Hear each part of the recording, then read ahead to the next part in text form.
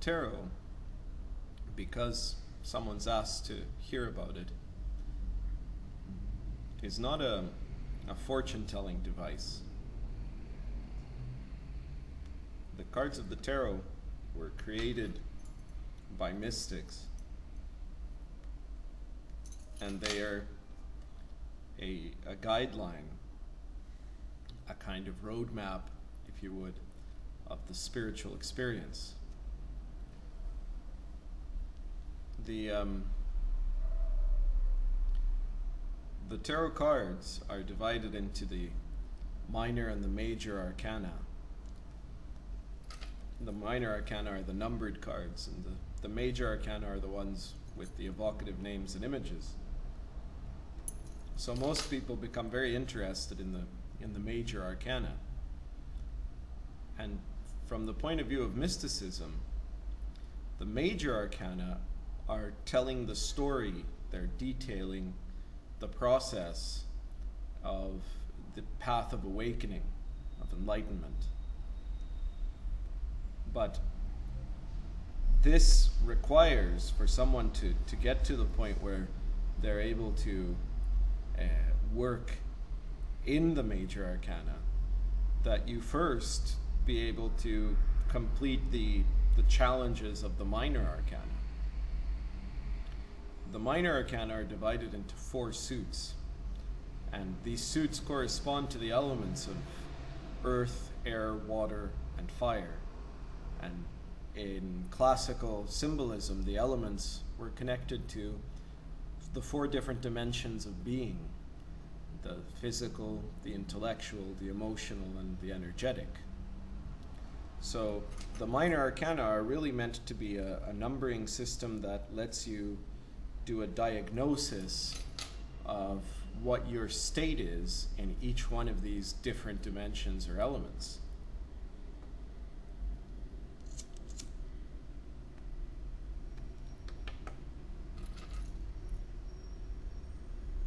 And the tarot itself teaches that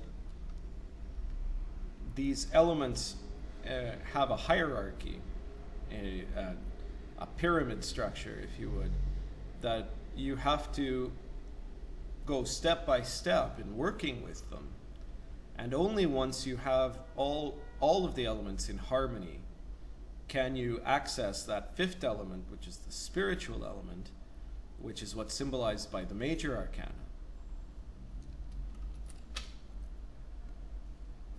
So you have lots of people that are very fascinated with the spiritual element, but they're neglecting the 4 basic elements of their life, which is why I've seen so many people who love talking about how spiritual they are, and who love looking into these spiritual topics, that they do energy work and Reiki, and they're doing all kinds of different meditations, a different one every day of the week, and all this sort of thing. But their personal life, or their physical life, or their emotional life, or their relationships, or their ability to interact with society, these things are all in shambles. And the real mysticism teaches that in order to get to a place where you can productively work with the spiritual element, first you have to put in order and get in harmony those 4 basic elements of your physical well-being, your intellectual level of education, of understanding, your emotional well-being and your ability to relate to others, and your energetic well-being and the basic connection of your energy with your body. So you can't skip any steps, is what I'm trying to say. And if you get those basic parts down, if you get each element first in harmony, and then you're centering yourself by having all 4 of the elements working together, only then can you access, like it was a combination lock, the middle pillar, the energy of the spiritual process. Until that time, most people who are operating at the basic level of humanity are stuck, as far as the whole process or story of the major arcana goes, They're stuck in the Fool. They're the zero going round and round and round in circles, because the Fool represents the stage before initiating, before having really even gotten started.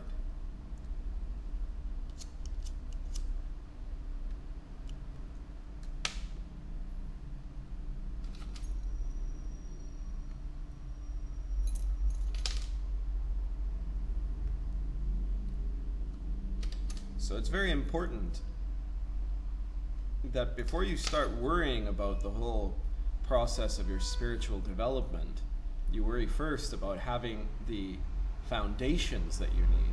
People are so concerned with becoming a Buddha or becoming a god or something like that, and they're still not even they're not even bothering with trying to be better human beings.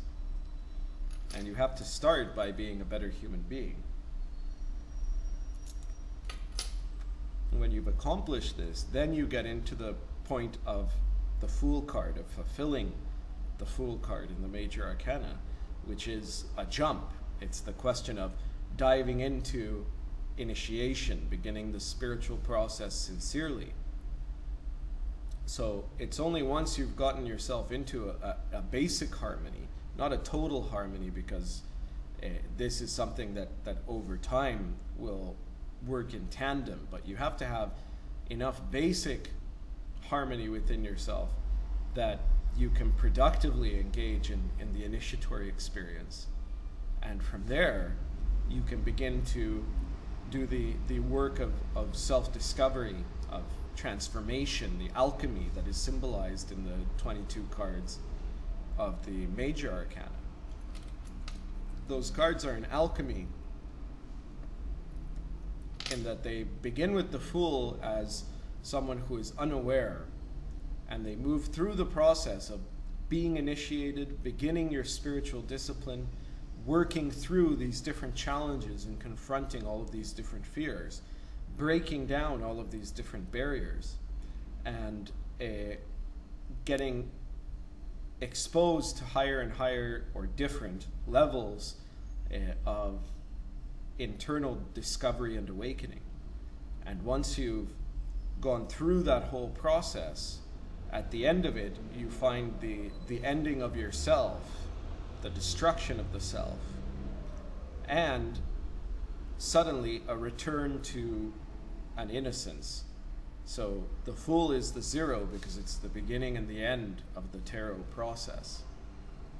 You start out as a Fool and you end as a Fool, but the Fool you are at the end is a very different kind of Fool.